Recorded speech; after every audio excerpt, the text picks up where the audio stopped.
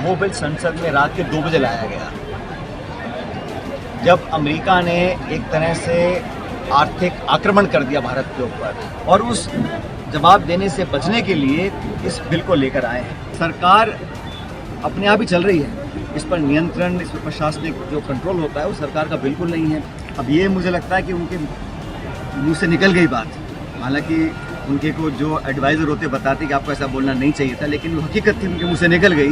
मैंने तो उनका स्टेटमेंट को देखा नहीं, लेकिन मैं इतना ही चाहता हूँ कि जब किसी को जिम्मेदारी मिलती है तो उसका पूरे मन से निर्वहन करना चाहिए, और अगर आप निर्वहन नहीं करना चाहते या नहीं कर सकते हैं तो छोड़ देना चाहिए। सत्र में डॉक्टर किरोड़ी मीना जी नहीं आ पाए तो शायद उनका स्वास्थ्य खराब हो गया होगा, लेकिन वो आए, वो लिख के दिया मैं नहीं आऊँगा, और वहाँ सरकार से पूछा गया तो सरकार जवाब नहीं था।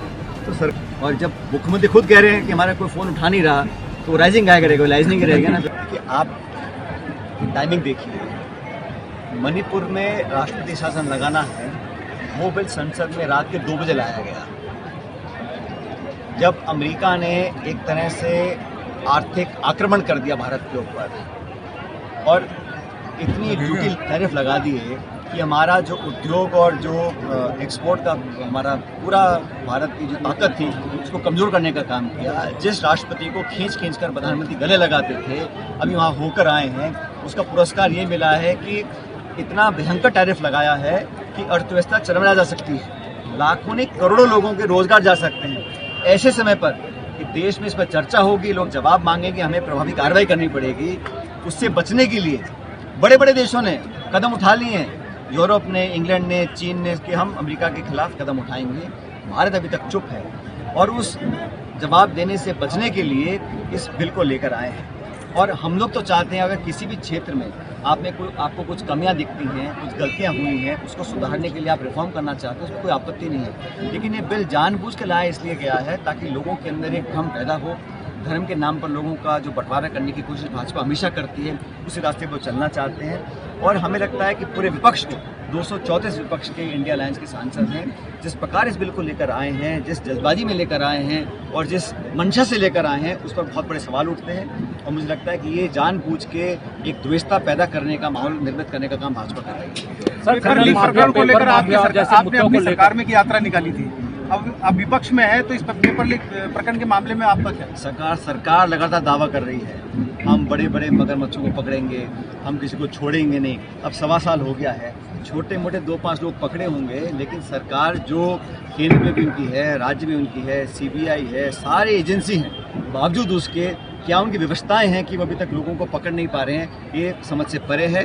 और मुझे लगता है कि इसमें कुछ ना कुछ छुपाने को होगा, नहीं तो सरकार आश्वासन के बाद भी कार्रवाई नहीं कर रही है। और ये बहुत बड़ा एक सरकार के ऊपर सवाल उठता है कि आपकी इंटेंशंस क्या हैं। आप नौजवानों के साथ न्याय करना नहीं चाहते तो हम भी जवाब मांगेंगे, जनता भी जवाब मांगेगी। एमएसपी खरीद नहीं हो पा रही फसलों की, बड़ा प्रोग्राम, एमएसपी खरीद नहीं हो पा रही फसलों की, तो पूरे प्रदेश में हाल देख लिया हम लोगों ने। एमएसपी पर पहली बात तो सरकार ना तो बना पाई है कानून, केंद्र सरकार, और राज्य सरकार को भी जो बोनस घोषित करना था वो भी नहीं कर पाई है। तो यहाँ तो मैंने जैसा अपने उद्बोधन में कहा, सरकार अपने आप ही चल रही है, इस पर नियंत्रण, इस पर प्रशासनिक जो कंट्रोल होता है वो सरकार का बिल्कुल नहीं है।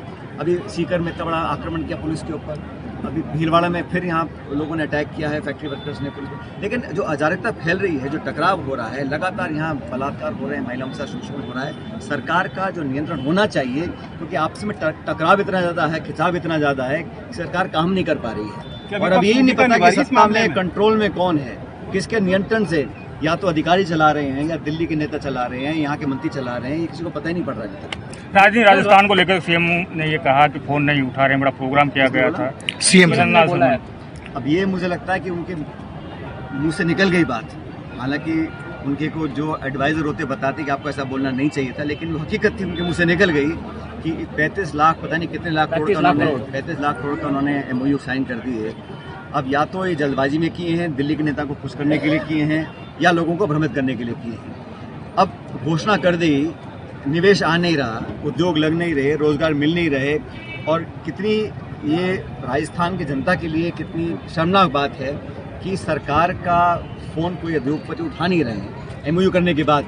तो सरकार की जो क्रेडिबिलिटी है उस पर सवाल उठ गए हैं। अब भविष्य में कौन यहाँ पे आके भरोसा करेगा सरकार के कमिटमेंट्स के ऊपर। हमारी जब सरकार कांग्रेस की थी, हमने जो कहा सो किया, अतिशोक्ति नहीं करी, झूठे वादे नहीं किए। और ये 35 लाख करोड़ की जो संख्या है, कोई मंत्री बोलते हैं इतने लाख करोड़, किसी को पता ही नहीं है, असमंजस पैदा हुआ है, कोई वक्तव्य अभी तक नहीं आया है। और मैं तो बार बार कहता हूँ कि सरकार सिर्फ और सिर्फ प्रचार करने में, हेडलाइन मैनेजमेंट करने में, लोगों को भ्रमित करने में हमेशा लगी रहती है। और धर्म के नाम पर जो मैं देखता हूँ विधानसभा के अंदर भी जो बातें बोली जा रही हैं, किसी विधायक को आप पाकिस्तानी बोल रहे हैं, किसी को आप अनाप शनाप बोल रहे हैं, उस पर सत्ता पक्ष के साथ ही कुछ बोलना नहीं चाहते। इस प्रकार अपमानित करना, इस प्रकार लोगों को टारगेट करना, प्रदेश विपक्ष के लोगों को, इस सरकार को शोभा नहीं देता है। किरोड़ीलाल मीणा ने कहा है कि मैं 9 महीने बाद में वापस आ गया हूँ, जल्दी काम करूँगा, 9 महीने का कैब कर दूँगा, दिल्ली पहुँच गए हैं वापस एक बार। मैंने तो उनका स्टेटमेंट को देखा नहीं, लेकिन मैं इतना ही चाहता हूँ कि जब किसी को जिम्मेदारी मिलती है तो उसका पूरे मन से निर्वहन करना चाहिए, और अगर आप निर्वहन नहीं करना चाहते या नहीं कर सकते हैं तो छोड़ देना चाहिए। लीडर अपोजिशन असमंजस में रख कर रहना, नहीं रहना, इससे ना तो जनता का भला हो रहा है और ना सरकार को कोई लाभ मिल रहा है। वो तो वहाँ पे तो खिंचाव भी लगता है मुझे। पूरे सत्र में डॉक्टर किरोड़ी मीणा जी नहीं आ पाए, तो शायद उनका स्वास्थ्य खराब हो गया होगा, लेकिन वो आए, लिख के दिया मैं नहीं आऊँगा, और वहाँ सरकार से पूछा गया तो सरकार का जवाब नहीं था। तो सरकार को खुद ही नहीं पता कि हमारे पास कौन मंत्री है, कौन नहीं है। सर, लीडर अपोजिशन ने कहा है राइजिंग राजस्थान बन गया, क्या लगता है आपको? तो कह रहे हैं जूली साहब, हमारे नेता प्रतिपक्ष हैं, और जब मुख्यमंत्री खुद कह रहे हैं कि हमारा कोई फ़ोन उठा नहीं रहा, तो राइजिंग क्या करेगा, लाइजिंग रहेगा ना।